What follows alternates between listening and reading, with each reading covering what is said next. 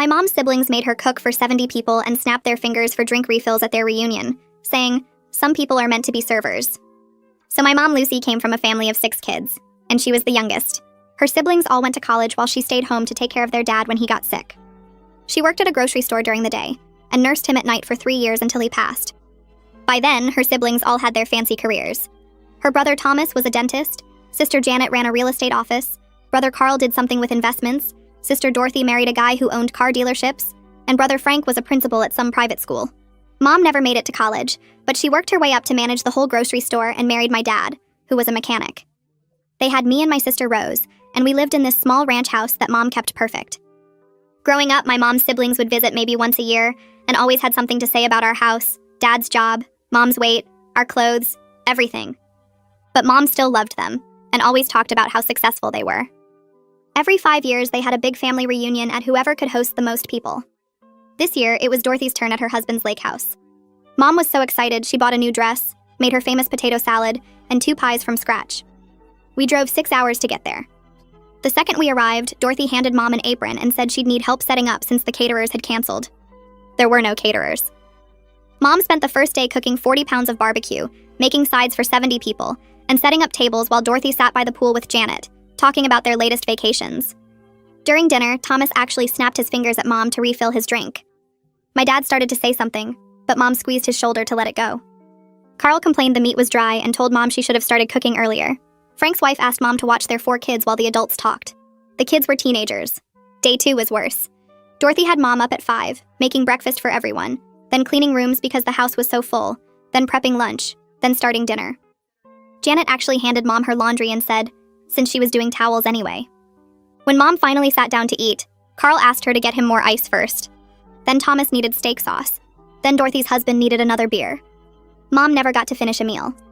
Rose finally snapped and asked why nobody else was helping. Dorothy laughed and said Mom didn't mind. She'd always been the helpful one in the family. Janet added that some people were meant to be servers and some were meant to be served. And wasn't it nice that Mom had found her calling at the grocery store? Mom's eyes just went dead. She smiled and kept serving. Dad wanted to leave, but Mom said family was important. We stayed all 4 days, and Mom basically worked as unpaid staff while her siblings treated her like the help. The drive home was silent. Mom didn't cry, just stared out the window. That's when I started planning. See, I'd just gotten promoted to regional manager at my company. I was 28 and making more than any of Mom's siblings knew. My husband Alex was a software engineer who'd just sold his app to some tech company for stupid money. We'd been living normally to avoid family drama, but now I didn't care. 6 months later, I announced I was hosting the next reunion early at our new house. Didn't tell them we'd bought a 7-bedroom place in the hills with a pool, tennis court, and guest house. Also, didn't tell them about the actual catering staff I'd hired. Mom's siblings showed up expecting another servant situation. Their faces when they saw our house were perfect. Dorothy whispered to Janet, asking if we were renting it for the weekend. I said no, we'd bought it cash. Thomas asked what Alex did again. I said he retired at 30 after selling his company. Then I handed out the itinerary I'd made. Pool time for the kids while adults helped with meal prep. A tennis tournament where losers did dish duty. Game night, where last place cleaned up. Dorothy laughed and said surely I'd hired help. I said Mom taught me that family helps each other, so we'd all pitch in. Dorothy's laugh came out too high, almost nervous, and she glanced at Janet before looking back at me. She said I was joking, right, about everyone helping with the work this weekend. I kept my face completely blank and told her the schedule starts tomorrow morning at 6 sharp. Thomas shifted in his seat and looked over at Carl with this uncomfortable expression, like they were both trying to figure out if I was serious. Janet cleared her throat and asked if there was maybe a service nearby they could hire instead, someone who could come help with the cooking and cleaning. I smiled and said no. We'd be doing everything ourselves as a family. Frank's wife opened her mouth like she wanted to say something, but then closed it again. I told them all to head to their assigned guest rooms and they'd find the full schedule posted on each door. Dorothy tried to laugh again, but it died in her throat when she saw I wasn't joining in. I walked each of them to their rooms personally, making sure they saw the printed schedules I'd laminated and hung on little hooks.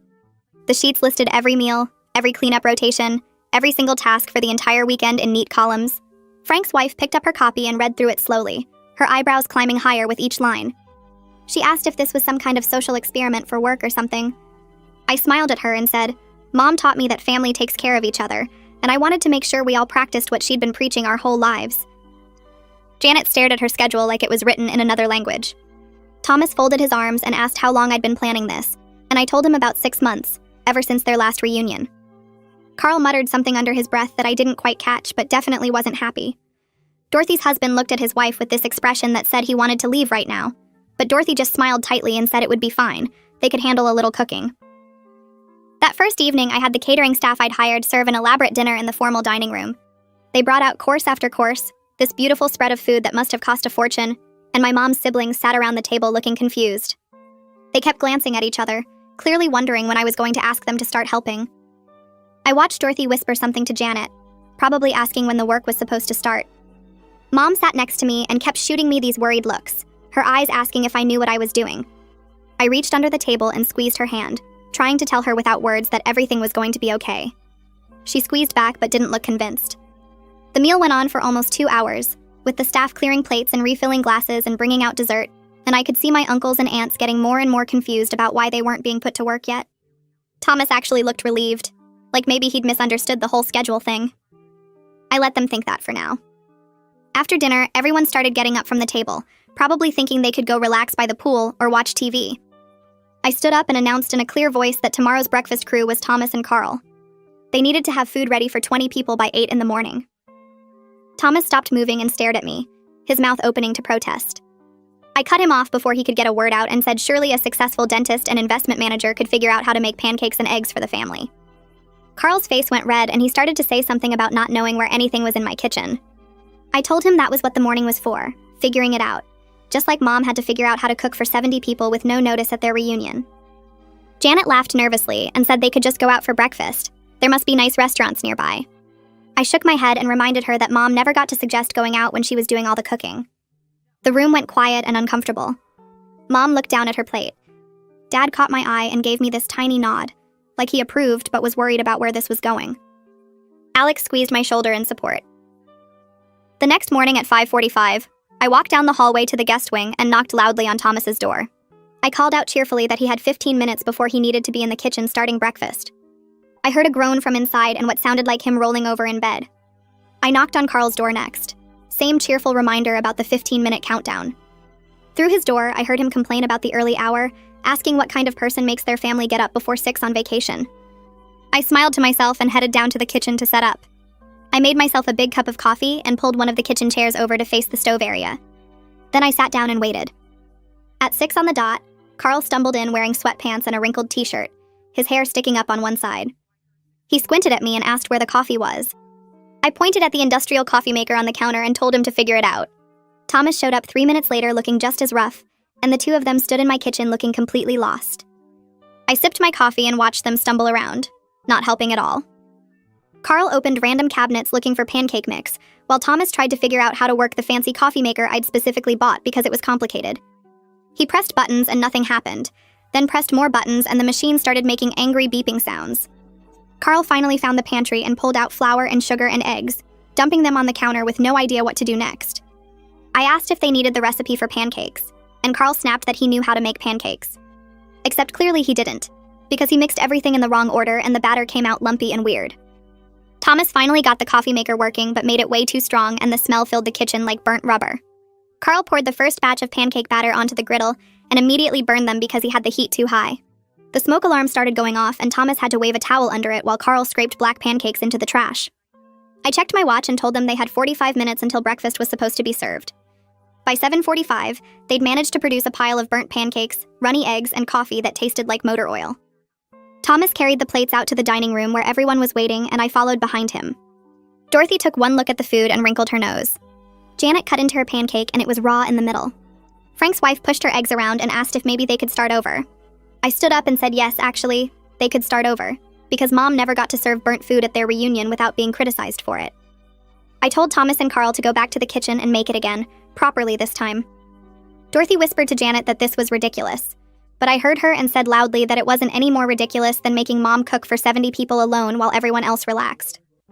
Carl looked like he wanted to argue, but Thomas just turned around and headed back to the kitchen.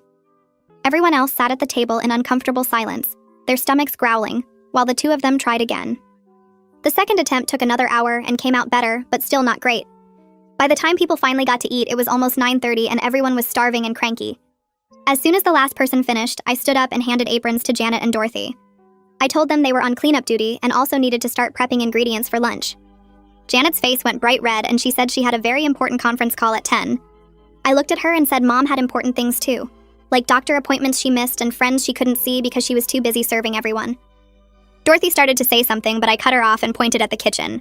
The two of them took the aprons and walked toward the mess their brothers had made, and I could hear them muttering to each other about how unfair this was. I sat back down at the table and poured myself more coffee, this time from the pot Alex had made that actually tasted good. Throughout the morning, I kept everyone busy with different tasks. I sent Frank out to clean the pool, even though we had a pool guy coming later. I had Thomas vacuum the whole downstairs, even though the house was already clean. I made Carl organize the garage, which didn't need organizing. Every time someone sat down to rest, I found something else for them to do. And occasionally, just to drive the point home, I snapped my fingers and asked someone to bring me a drink refill or extra napkins. Frank noticed what I was doing. I could tell by the way he looked at me when I snapped my fingers at Carl to bring me a glass of water. He shifted uncomfortably in his seat but didn't say anything. Dorothy's husband asked if he could help with anything, and I gave him a list of outdoor tasks that kept him busy for hours. By lunchtime, everyone looked exhausted and annoyed, and we were only halfway through day 1. At 11:30, I went into the kitchen where Janet and Dorothy were supposed to be prepping lunch. Instead, I found Dorothy on her phone ordering pizza. I walked over and canceled the order right in front of her, taking her phone and hanging up on the pizza place. She stared at me with her mouth open and said she didn't know how to make pasta and salad for 20 people. I smiled and suggested she figure it out, the same way Mom had to figure out how to cook for 70 people with no notice at their reunion. Janet said this was getting out of hand, that I was being unreasonable. I asked her if it was reasonable to hand Mom her laundry and expect her to wash it while she was already cooking and cleaning for everyone. Janet went quiet and looked away. I pointed at the pantry and told them everything they needed was in there and lunch needed to be ready by 1. Then I walked out and left them to figure it out, just like everyone had left Mom to figure it out. Around 2 in the afternoon, Mom found me in the study where I was checking emails. She closed the door behind her and stood there for a minute before speaking. Her hands twisted together the way they did when she was nervous about something. She asked if maybe I was being too hard on everyone, if all this was really necessary. Her voice came out soft and worried, the same tone she'd used my whole life when trying to keep peace in the family. I got up and hugged her tight, feeling how small she seemed in my arms, even though she was only a few inches shorter than me. I told her they'd been hard on her for years, decades even, and sometimes people needed to walk in someone else's shoes to really understand what they'd done. She hugged me back, but I could feel the tension in her shoulders, the worry that I was causing too much family drama. I reminded her about the finger snapping, the laundry, the 4 days of nonstop work while everyone else relaxed. She nodded against my shoulder but didn't say anything else. When she pulled back, her eyes were wet, but she smiled and said she trusted me. I watched her walk back outside to where everyone was sitting by the pool, and I felt that anger flare up again at how easily she fell back into worrying about their comfort over her own dignity. At 3 o'clock, I called everyone to the tennis courts for the tournament I'd scheduled. I'd paired them strategically, siblings against siblings, so they couldn't coast on anyone else's skills. Thomas and Frank got matched up against Carl and Dorothy's husband, while Janet played with her husband against Dorothy and one of the teenage cousins. I stood at the net with my clipboard and announced that the losing teams would have dinner duty, which meant 3 hours in the kitchen cooking for everyone. Thomas laughed nervously and said he hadn't played tennis in years, and Frank complained that his knee wasn't great. I told them Mom's knees weren't great either, but she'd spent 4 days on her feet at their reunion anyway. The game started, and I sat in the shade with Mom and Alex, watching my uncles and aunts run around the court getting increasingly sweaty and frustrated. Frank kept missing easy shots, and Thomas moved like his body had forgotten how sports worked. By the end of the first match, Frank and Thomas had lost badly, and Carl was grinning like he'd won the lottery. I walked over to the losers and handed them both aprons, telling them dinner needed to be ready by 7, and I expected actual effort this time. Thomas looked at Frank with this exhausted expression, and Frank just shook his head and headed toward the house. I called after them that the menu was posted in the kitchen, and all the ingredients were in the pantry and fridge. Dorothy asked if she could help them since her husband had won, but I said no. The losers had to handle it alone, just like Mom had handled everything alone. Around 5:30, I went into the kitchen to check on their progress. Frank was standing at the stove stirring something in a big pot, his face red and sweaty. Thomas was chopping vegetables at the counter, moving slowly like every cut took major effort. I heard Frank say to Thomas that this was exhausting, that he didn't understand how anyone did this every day. Thomas admitted his feet were killing him, that he'd been standing for over 2 hours and his back was starting to hurt too. They didn't notice me in the doorway at first, so I just stood there listening to them complain. Frank said something about how he'd always thought cooking was relaxing, like those cooking shows made it seem, but this was just painful work. Thomas agreed and said next time he'd try harder to win the tennis match. I walked in then, clapping my hands together cheerfully, and told them Mom had done this for 4 straight days at age 62, while they all sat by the pool drinking and chatting. I reminded them she'd also been up at 5 in the morning and hadn't finished until after 9 at night. Frank looked at me with something like understanding starting to show in his eyes, but he didn't say anything. Thomas just nodded and went back to chopping, moving a bit faster now like he wanted to prove he could handle it. I checked what they were making, gave them a few tips so the food wouldn't be terrible, and left them to finish. Walking back outside, I felt satisfied that they were finally getting a tiny taste of what they'd put Mom through. Dorothy's husband caught me by the pool house around 6. He pulled me aside where nobody else could hear and said this whole weekend felt like punishment, that everyone was walking on eggshells and exhausted. I looked him straight in the eye and told him it wasn't punishment. It was education. He shifted his weight from foot to foot, uncomfortable with my directness. Then he admitted something that made my blood pressure spike. He said Dorothy had come home from the last reunion bragging about how nice it was to be waited on, how it felt like staying at a resort with personal staff. She'd told him that Lucy was so good at taking care of everyone that it was basically her purpose in the family. I felt my hands curl into fists and had to consciously relax them. I asked him if he'd said anything to her about how wrong that was, and he looked away, ashamed. He said he'd thought it was just family dynamics, that maybe Lucy really didn't mind. I told him that nobody actually enjoys being treated like a servant by their own siblings, that his wife had been cruel and everyone had gone along with it. He nodded slowly and said he was starting to see that now, that watching his wife struggle in the kitchen this morning had given him perspective. I told him good, because that was exactly the point of this weekend. He asked if I was planning to ease up at all, and I said not until I was sure the lesson had really sunk in. He walked away looking troubled, and I hoped that meant he'd actually talk to Dorothy about her behavior, instead of just letting it slide. That evening, we all gathered in the dining room for the meal Frank and Thomas had managed to finish. The food was decent, better than their breakfast attempt, and everyone ate quietly. After we'd been eating for a while, Carl cleared his throat and started talking about childhood memories. He brought up the time they'd all gone camping and Dad had caught that huge fish, and how Mom had figured out how to cook it over the campfire. Janet jumped in with a story about Mom teaching her to ride a bike, and Dorothy added something about Mom making Halloween costumes every year. I let them talk for a bit, watching Mom's face light up at the happy memories. She loved these stories, loved remembering when her siblings had actually appreciated her. But then I interrupted, asking if anyone remembered the last few months of Grandpa's life. The table went quiet, and people looked down at their plates. I said Mom had missed her own father's final months being peaceful, because she was too busy doing all the physical care alone. I reminded them that Grandpa had needed help getting to the bathroom, needed his meals prepared special, needed medication on schedule, needed someone to sit with him so he wouldn't be scared. Mom had done all of it by herself while working full-time at the grocery store. Carl tried to say they'd all offered to help, but his voice was weak. Janet nodded along with him, but she wouldn't look at me. I asked them to be specific about when they'd offered and what kind of help they'd given. Nobody answered. I pulled out my phone and started reading texts from that time period. I'd kept them all, screenshots of every conversation where Mom had asked for help. I read Janet's text saying she had a huge listing that week and couldn't possibly take time off. I read Carl's response about a business trip he couldn't reschedule. I read Thomas's message about his daughter's dance recital being the same weekend Mom needed someone to stay with Grandpa. I read Frank's excuse about parent-teacher conferences at his school. I read Dorothy's text saying her husband needed her at some car dealership event. The room went completely silent as I scrolled through message after message, excuse after excuse.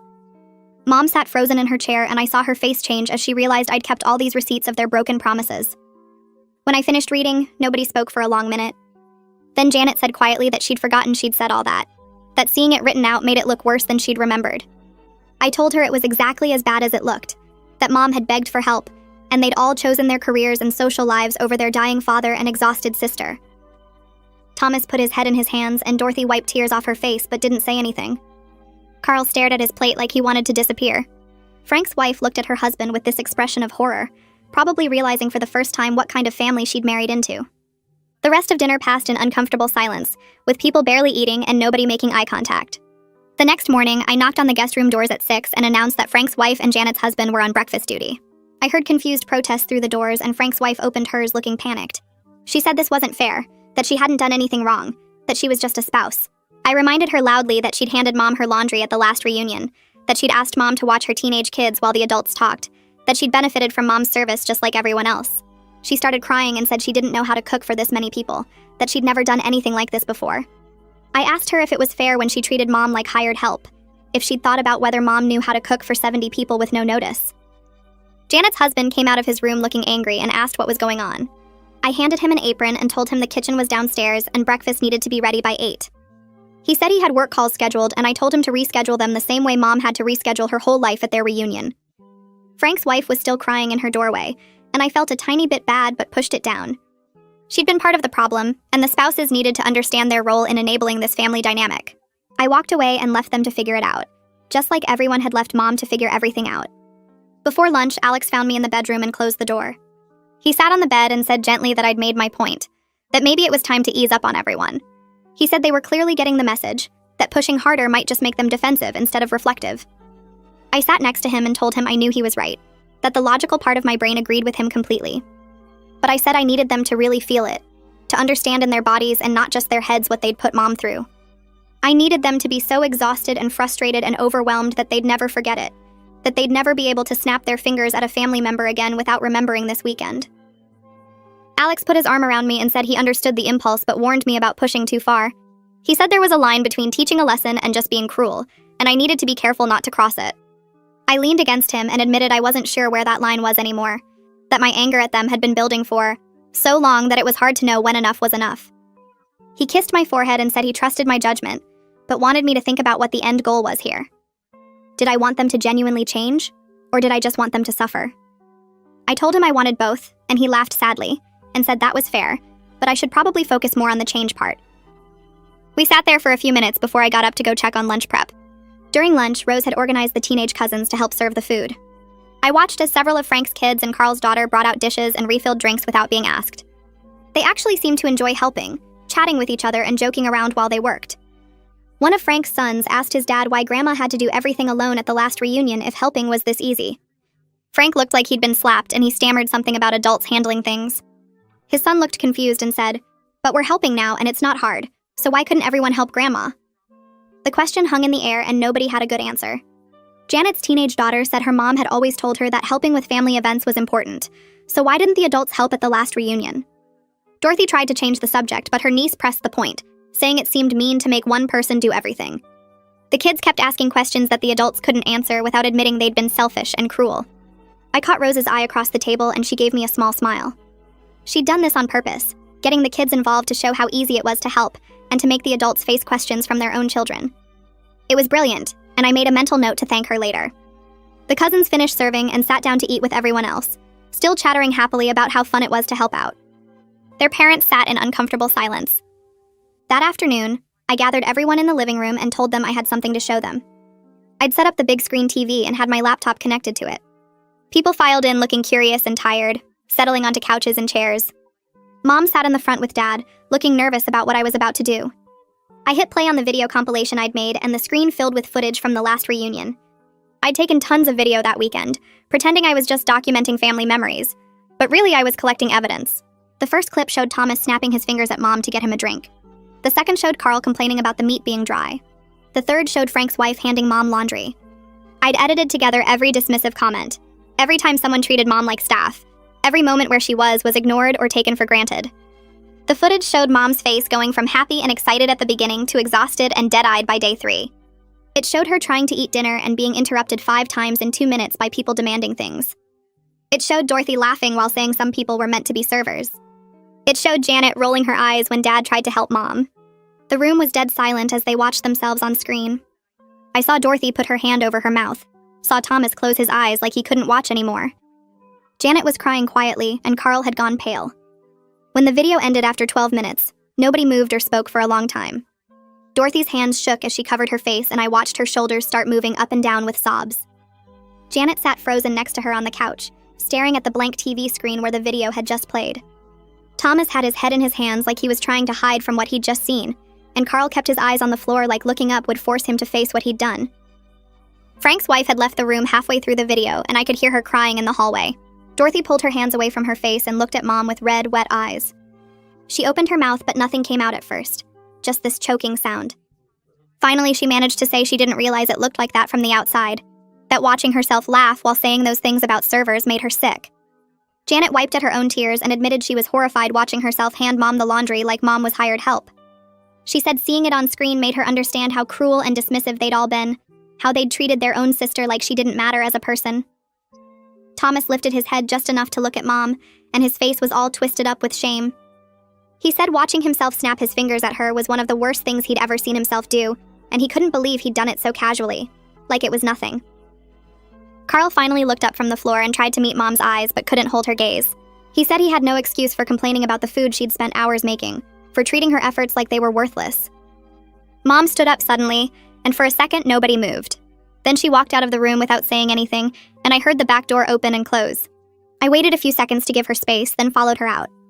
I found her in the guest house, sitting on the bed with her hands pressed against her face, crying.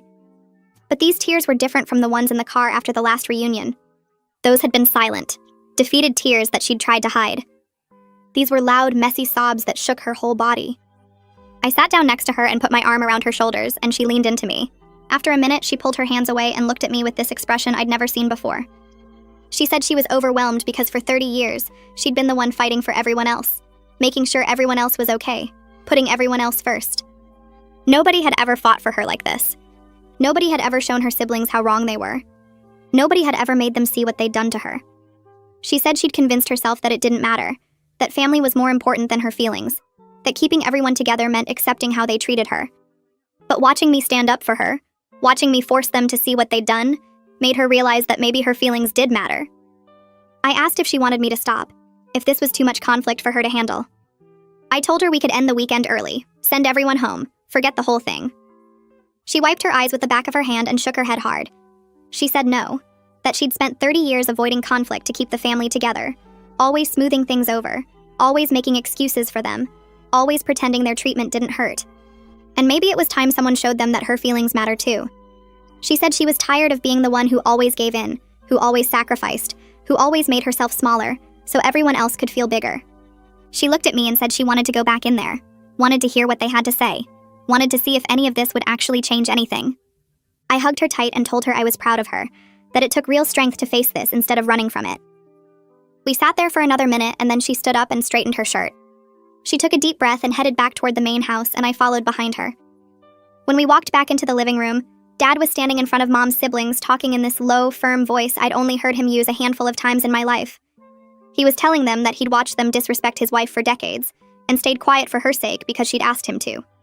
He said Lucy had given up her education to take care of their father while they were all off building their fancy careers. She'd worked double shifts at the grocery store and came home to change bedpans and give medications, and sit up all night when their father couldn't sleep. He said they'd all promised to help, to take turns, to share the burden. But every time Lucy called them, they had excuses. Too busy with work, too busy with their kids, too busy with their lives. So Lucy did it alone for 3 years while their father slowly died, and by the time he passed, she was 21 years old with no college degree, no savings, and no time left to catch up with her siblings. Dad's voice got even quieter as he said they'd built their success on the back of Lucy's sacrifice, and then they'd spent the next 30 years looking down on her for not having what they had. Frank suddenly broke down, his face crumpling as he started crying. He said he'd always felt guilty about leaving Mom with all the caregiving, but it was easier to pretend she didn't mind than to face his own selfishness. He admitted that every time she'd called asking for help, he'd told himself she was better at it anyway, that she was naturally more patient and caring. But the truth was, he just didn't want to deal with the hard stuff, didn't want to sacrifice his comfortable life. His honesty seemed to crack something open in the room because Janet started nodding and crying too. She said she'd done the same thing, convinced herself that Mom was happy to help because that's what she was good at. But watching the video made her realize she'd just been lying to herself to avoid feeling guilty. Thomas looked at Mom and said he knew what they were doing at the reunion was wrong while it was happening.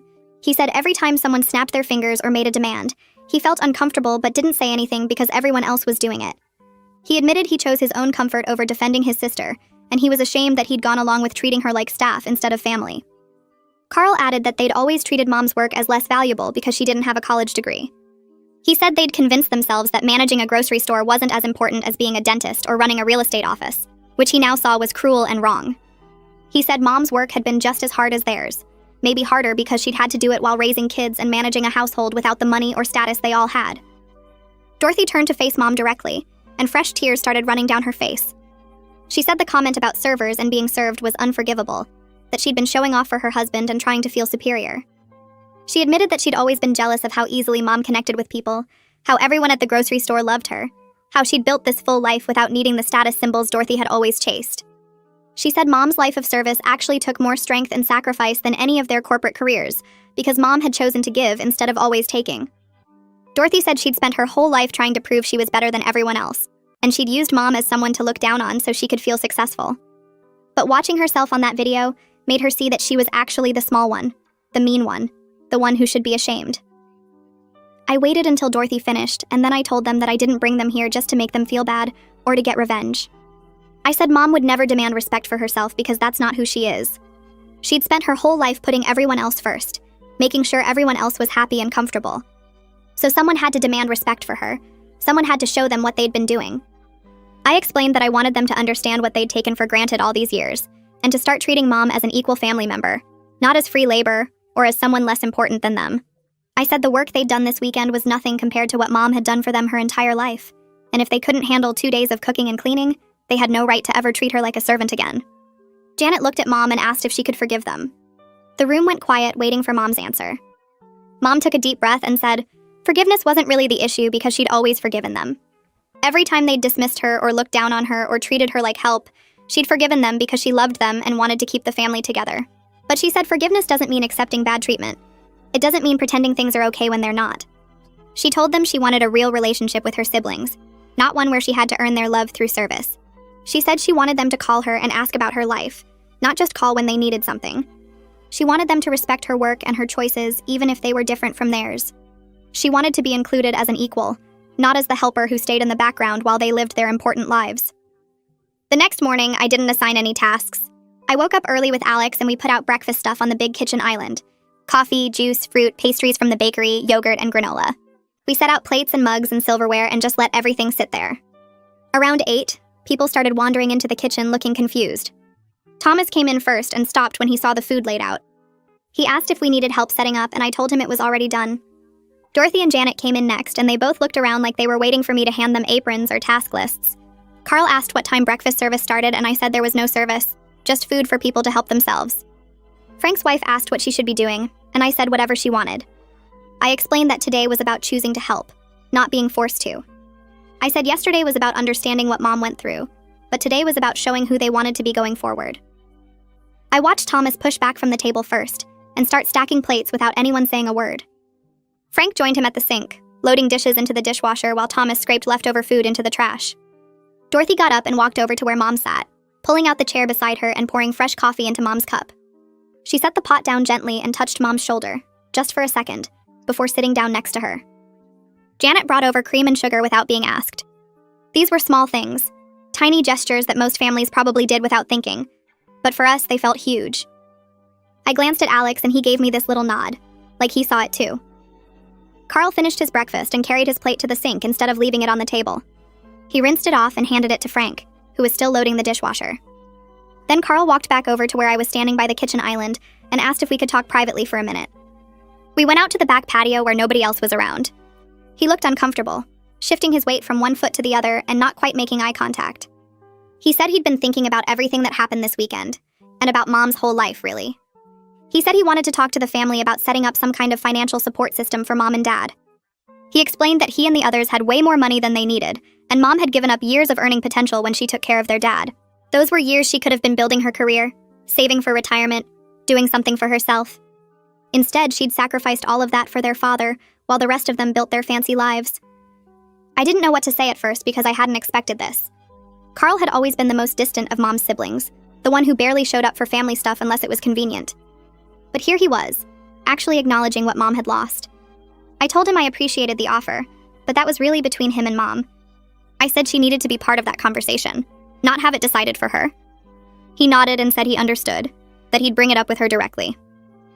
We walked back inside and I felt this weird mix of hope and doubt, wondering if he'd actually follow through or if this was just guilt talking. Later that afternoon, Rose suggested we all take a walk around the property since the weather was nice. Most people joined in, spreading out along the path that wound through the trees behind the house. Rose fell back to walk beside me while everyone else stayed ahead of us.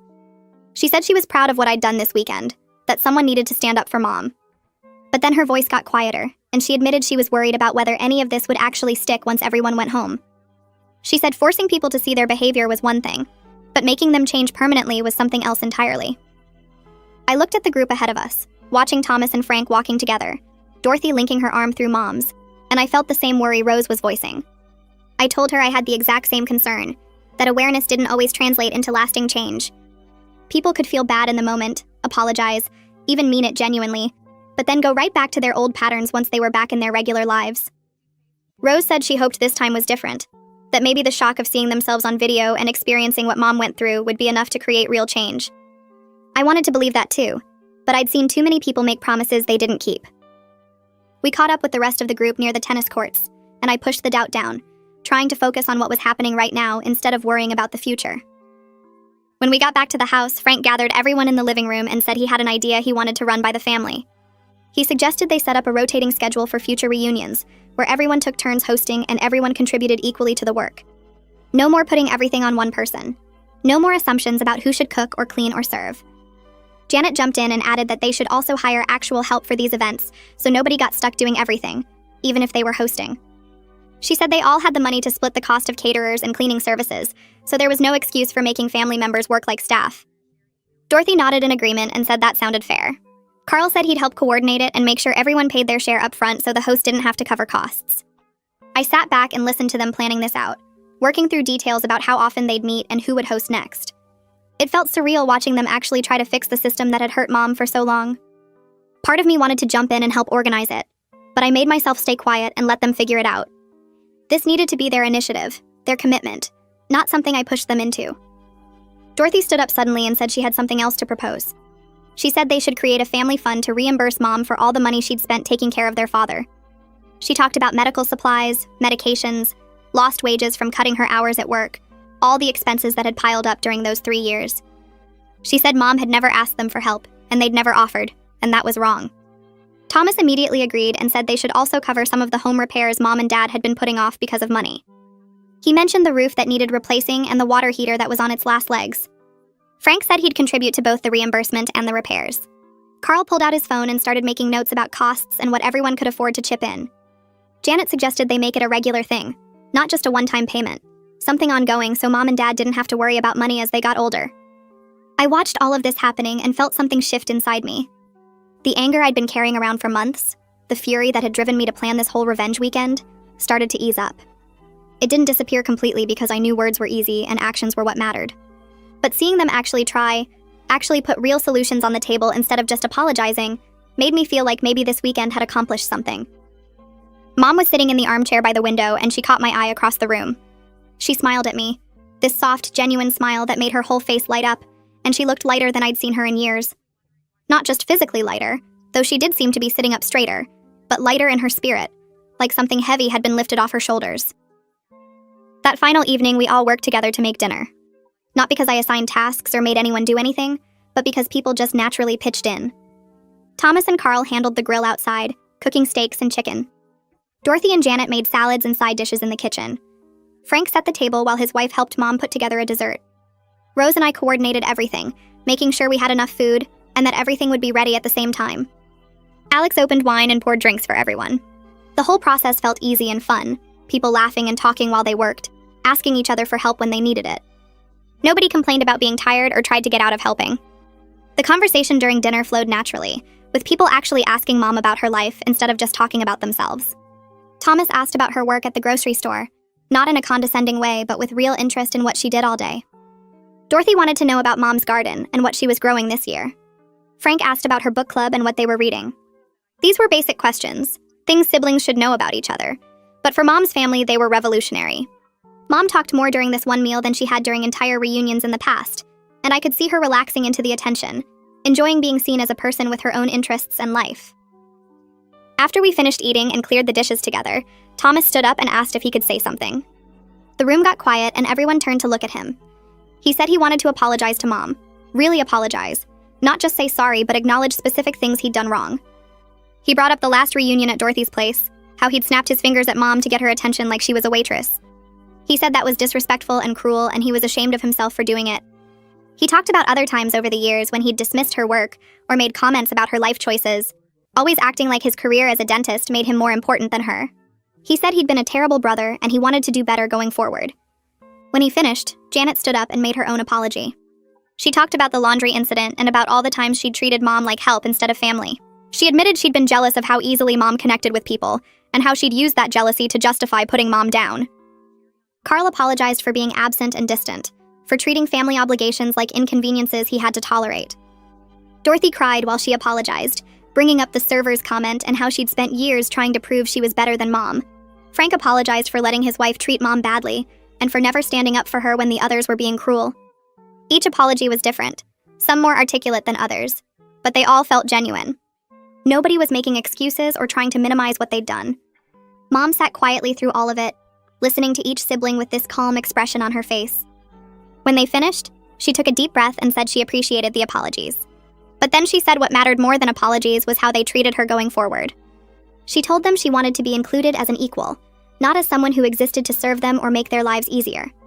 She wanted them to call her and ask about her life, to respect her work and her choices even if they were different from theirs. She said she'd spent too many years accepting bad treatment because she loved them and wanted to keep the family together, but she was done with that. Forgiveness didn't mean accepting mistreatment. It didn't mean pretending things were okay when they weren't. Several of her siblings were crying now, including Thomas, who was usually so controlled. Dorothy got up and hugged Mom, holding on tight and whispering something I couldn't hear. Janet and Carl joined the hug, and then Frank, until all of Mom's siblings were gathered around her in this group embrace that felt both awkward and genuine at the same time. Frank's wife came over to me while everyone else was still hugging and crying. She said she wanted to apologize for calling this a social experiment earlier in the weekend. She said she understood now that it wasn't an experiment. It was necessary intervention. She admitted that watching everything unfold had made her think about her own family and how she treated Frank's mother. She said she'd been doing some of the same things to her mother-in-law that Frank's siblings had done to Mom, treating her like she was less important because she didn't have a career or money. She thanked me for making her see that pattern before it was too late to change it.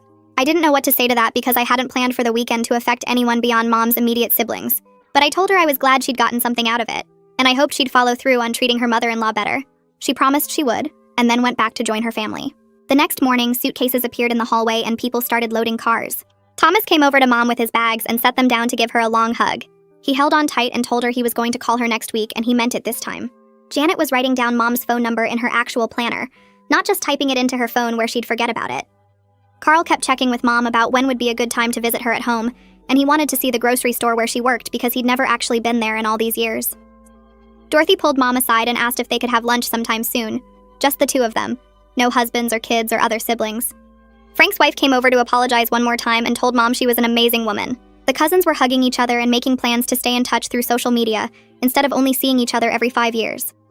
One of Frank's sons told Mom he thought she was really cool and asked if he could come visit sometime. The energy was completely different from when everyone arrived 3 days ago, expecting to treat Mom like hired help. Carl walked over to Mom while she was saying goodbye to some of the cousins and pulled an envelope from his jacket pocket. He handed it to her and told her to open it later, but Mom opened it right there.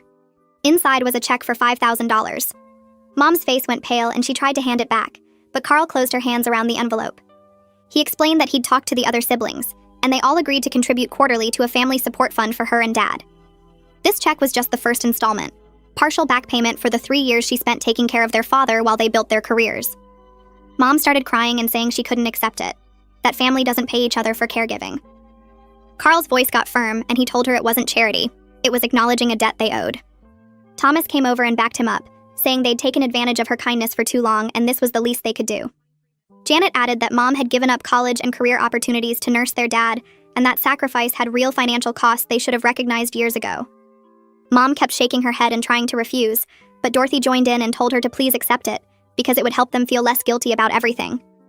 Frank said they wanted to do this, needed to do this, and Mom finally nodded and put the envelope in her purse.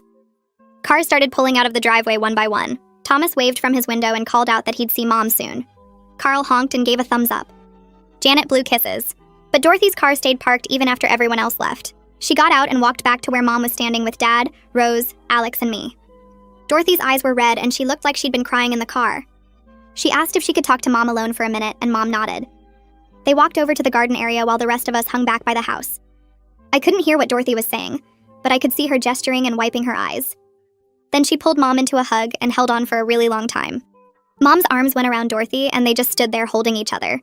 Dorothy's shoulders were shaking and I realized she was sobbing. Mom was rubbing her back and saying something I couldn't hear. They stayed like that for at least 5 minutes before Dorothy finally pulled back and wiped her face. She said something else to Mom and Mom nodded and smiled. Dorothy touched Mom's cheek and then walked back to her car. She waved at all of us before getting in and driving away. Mom stood in the garden for another minute before coming back to join us. We all went to sit by the pool in the quiet after everyone left. The house felt empty after having 20 people in it for 3 days. Mom sat down in one of the lounge chairs and stared at the water. Nobody said anything for a while. Then Mom started talking about how she never imagined her siblings would actually change. She'd spent so many years accepting that things would always be the way they were, that she'd always be the one who served and they'd always be the ones who took. She said she'd made peace with it because family was important and she didn't want to lose them, but now everything felt different and she didn't know how to process it. She was overwhelmed by the possibility of having real relationships with them, of being treated as an equal instead of as help. Her voice cracked when she talked about Dorothy apologizing, about Thomas planning to call her, about Carl organizing the support fund. She said she felt like she'd spent 30 years bracing herself for hurt, and now she didn't know how to accept kindness from them. Dad reached over and took Mom's hand. He told me he was proud of how I stood up for her, that he'd regretted staying quiet all these years, but didn't know how to challenge the family dynamic without making things worse. He said he'd watched them disrespect his wife over and over, and it killed him every time, but Mom always asked him to let it go to keep the peace. He admitted he should have been braver, should have defended her more, should have told her siblings what he really thought of their behavior.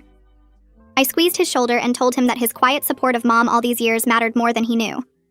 Mom had always talked about how Dad stood by her through everything, how he never made her feel less than because she didn't have a degree or fancy career.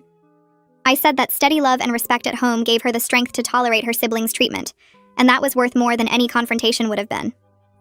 Rose pulled out an actual notebook from her bag, and we all stared at her. She laughed and said she'd been taking notes all weekend because she wanted to be the kind of person who stands up for people she loves, not just goes along with family patterns.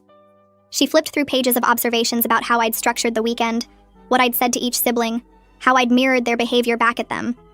She'd written down Mom's boundary-setting speech and Dorothy's apology word for word. She said watching me advocate for Mom showed her what real loyalty looked like, and she wanted to learn from it. We all laughed about her literally having a notebook, but I was touched that she saw this weekend as a model for her own life. Rose said she'd spent too many years being the baby of our family, going along with whatever everyone else decided, and she was ready to have her own voice. Mom reached over and hugged her, telling her she was proud of both her daughters. Over the next few weeks, Mom's phone started ringing more than it had in years. Thomas called to ask about her day and actually listened to her answers. Janet texted pictures of her lunch and asked what Mom was eating. Carl sent updates about his work and asked questions about the grocery store. Dorothy called just to chat about nothing in particular. The conversations were different from before because Mom's siblings were asking about her life, instead of just talking about themselves. Janet admitted her real estate business was struggling because the market had shifted, and she didn't know if she could keep her office open. She asked Mom for advice about dealing with financial stress, and Mom talked her through some of the strategies she'd used when money was tight. Carl called one night and told Mom he was getting divorced, that his wife had left him 6 months ago and he'd been too embarrassed to tell anyone. He said he'd been going to work and coming home to an empty house and pretending everything was fine. Mom listened and offered support without judgment. Thomas texted about his daughter having trouble in the school and asked if Mom remembered how she'd helped me through similar issues. The siblings were showing vulnerability they'd never displayed before, treating Mom like someone whose opinion and experience mattered. Thomas called one Saturday and invited Mom and Dad to visit him for a long weekend. He promised it would be a real vacation where they'd be guests, not help. He said he wanted to show them around his city and take them to nice restaurants and treat them the way he should have been treating them all along. Mom was nervous about accepting because part of her worried it was too good to be true. She told me she was scared they'd get there and Thomas would have a list of chores or projects he needed help with. Dad convinced her to give Thomas a chance to follow through on his promises. He said people were showing them who they'd become, and they should believe it until proven otherwise. Mom finally agreed and they made plans to visit in 3 weeks. The visit to Thomas's place went better than Mom expected. Thomas and his wife picked them up from the airport and took them straight to a fancy hotel they'd booked for Mom and Dad. Thomas said he wanted them to have privacy and comfort, not feel like they were imposing on his household. They spent the weekend doing tourist activities and eating at nice restaurants.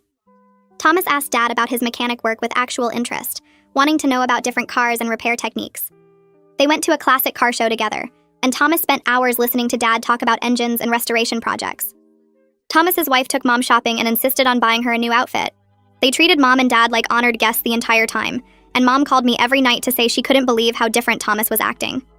She kept waiting for the other shoe to drop, but it never did. Dorothy started a family group chat that included all the siblings, their spouses, and the adult children. The tone was completely different from any previous family communication. People were sharing photos of ordinary moments instead of just bragging about achievements. Carl posted a picture of his sad desk lunch and everyone responded with sympathy and their own bad lunch stories. Janet shared a photo of a house she couldn't sell with a joke about the terrible wallpaper. Frank posted about his son getting a C on a test and asked for study advice. Mom posted a picture of her garden with the tomatoes just starting to ripen, and the responses were enthusiastic and genuine. Dorothy commented about how beautiful the plants looked. Thomas asked what variety of tomatoes she was growing. Janet wanted tips for starting her own garden. The chat became this space where people celebrated each other's ordinary lives, instead of competing over who had the most impressive accomplishments. Mom checked the chat multiple times a day and smiled every time someone posted something new. A few weeks later, Frank called Mom on a Tuesday evening. I was over at her house helping her organize some old photos when her phone rang. She looked at the screen and seemed surprised to see his name. She answered and listened for a minute, then her whole face changed. She started nodding and smiling, and when she hung up, she looked like someone had given her the best gift. Frank had called to ask for her advice about his son who was having trouble in the school. He told her that watching how Rose and I turned out made him realize Mom had real wisdom about raising kids. He said he'd been too proud to ask for help before, but he needed her guidance now. Mom spent the next hour on the phone with him, talking through strategies she'd used when I struggled with math in middle school. She glowed with pride the entire time, and after the call ended, she kept saying she couldn't believe Frank actually valued her opinion about something important. 3 months passed, and one Saturday morning, Mom called me in a panic. She said cars were pulling up to her house and she hadn't invited anyone over. I drove there fast, worried something was wrong. When I arrived, all 5 siblings were standing in her driveway with painting supplies, tools, and boxes of materials. Dorothy walked up to Mom and said they were there to do the repairs they'd promised to fund. They spent the entire weekend at her house.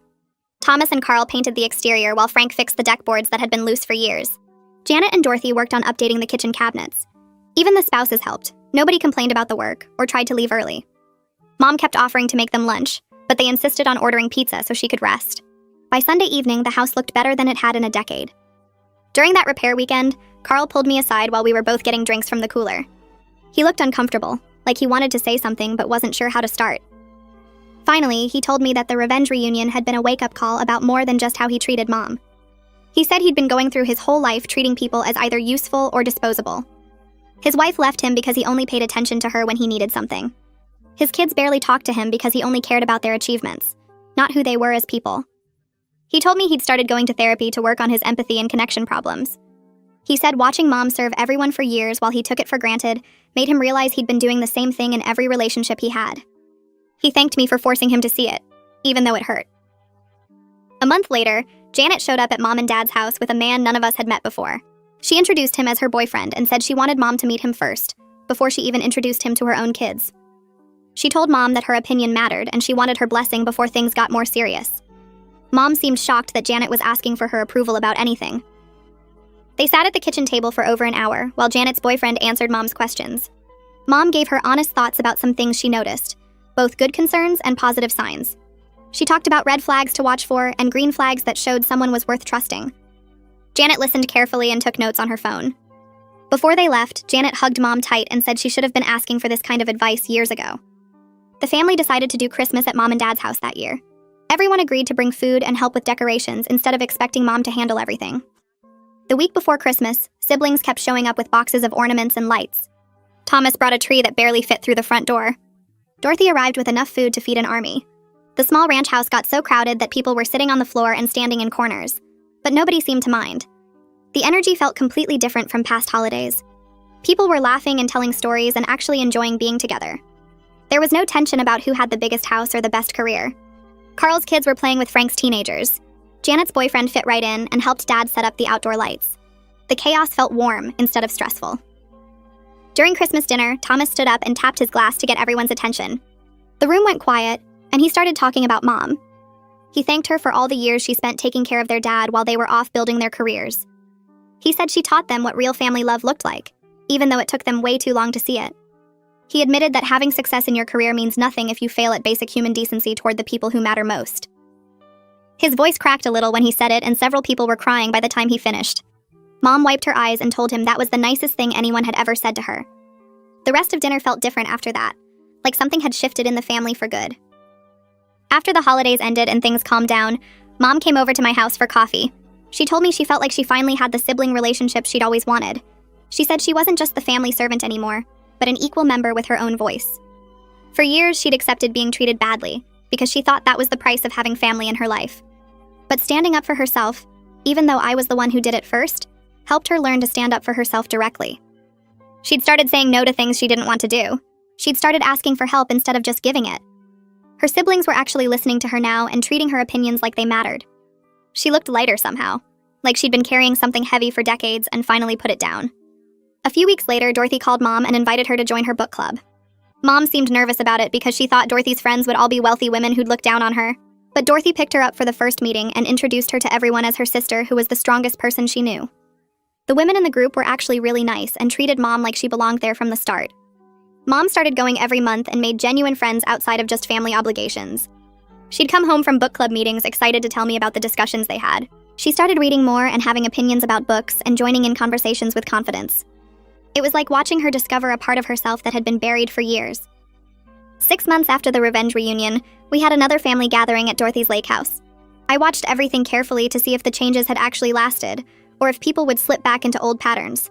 Everyone showed up and immediately started helping unload food and set up tables without being asked. During meals, people took turns serving and nobody snapped their fingers or made demands.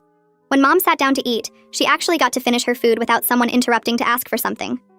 People were asking her about her life and her book club and her garden. They listened to her answers with real interest instead of just waiting for their turn to talk about themselves. Thomas asked Dad detailed questions about a car he was working on. Carl showed Mom pictures of his kids and asked for advice about their problems. The whole dynamic had shifted from competition and judgment to actual care about each other's lives. Frank pulled me aside on the last day of that gathering and asked if we could talk privately. We walked down to the dock and sat looking out at the water. He told me he needed to thank me for forcing them all to face their behavior at my house. He admitted he was angry at first, that he thought I was being cruel and unnecessary. But over the past 6 months, he'd come to realize I gave them a gift by not letting them continue being terrible siblings. Their relationship with Mom was now one of the best parts of his life. He actually knew his sister as a person, instead of just someone who showed up to serve at family events. He said he'd been calling her for advice about work problems and life stuff, and her perspective helped him more than he ever expected. He looked at me with tears in his eyes and said he was sorry it took something so drastic to wake them all up, but he was grateful I cared enough about Mom to do it. I waited until the next family gathering at Dorothy's house to make our announcement. Alex and I had kept the secret for 3 months, waiting for the right moment when everyone would be together. We showed up with a gift bag and handed it to Mom during lunch. She pulled out the tiny baby onesie that said, "Grandma's favorite," and just stared at it for a few seconds before the realization hit. Her hands started shaking and tears rolled down her face as she stood up and hugged me so tight I could barely breathe. Dorothy saw the onesie and started crying too. Then Janet jumped up and grabbed Alex in a hug. Thomas came over and shook Alex's hand, then pulled me into a hug and told me congratulations. Carl raised his glass and made a toast to the new baby and to Mom becoming a grandmother. Frank's wife started asking about due dates and whether we knew the gender yet. The whole table erupted in excitement and questions and plans. Janet immediately said she wanted to throw the baby shower at her house, but Dorothy cut in and said her place was bigger and had the better backyard. Thomas laughed and said they were already fighting over who gets to host, which made everyone else laugh too. Carl offered to set up a college fund for the baby, and Frank said he'd help us research the best preschools in our area. Mom sat there with tears still streaming down her face, holding the onesie against her chest like it was the most precious thing in the world. Dorothy reached over and squeezed Mom's hand, telling her she'd be the best grandmother and they'd all help however they could. Janet started making lists on her phone about baby shower themes and dates. Thomas pulled out his calendar to block off time around my due date so he could be available to help. The energy at the table felt completely different from that awful reunion at Dorothy's lake house. People were competing to be helpful and generous instead of competing to show off or look important. I watched Mom laughing with her siblings as they planned how they'd all pitch in with babysitting and argued playfully about whose turn it would be to watch the baby first. She looked happier than I'd seen her in years, fully included in the conversation, and treated like her opinions mattered. The revenge reunion had changed something fundamental in how they related to each other. They weren't perfect, and sometimes old patterns still showed up in small ways, but the core dynamic had shifted from service and dismissal to actual respect. Before everyone left that afternoon, Mom pulled me aside into Dorothy's kitchen. She held both my hands and told me that standing up for her at my house had changed her entire life. She said she finally felt valued by her family, not just tolerated or used. For decades, she'd believed her worth came from what she could do for other people, but now she understood she mattered just as herself. The apologies were nice and the help was appreciated, but the real gift was feeling like a person to them instead of just a pair of hands to cook and clean. She said watching her siblings fight over who gets to host my baby shower instead of who can avoid helping made her realize how far they'd all come. She hugged me and whispered thank you, and I hugged her back, knowing that sometimes the best thing you can do for someone you love is refuse to let them be treated badly, even by family.